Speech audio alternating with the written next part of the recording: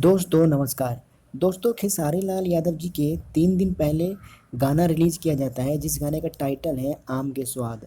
और दोस्तों ये गाना अभी 1 नंबर ट्रेंडिंग पे चल रहा है और ये गाना 3 दिन में 5.4 मिलियन व्यूज इस गाने का पार हो चुका है।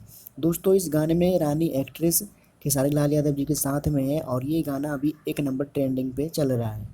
साली हो साली जात बानी हम बजारिया मंग बुझे कुछ ले आई बेही घरिया।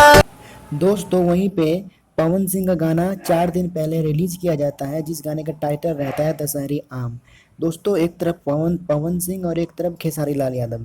दोस्तों पवन सिंह का गाना 4 दिन पहले रिलीज किया जाता है जिस गाने का व्यूज 8.2 मिलियन है और ये गाना बिल्कुल फ्लॉप चल रहा है।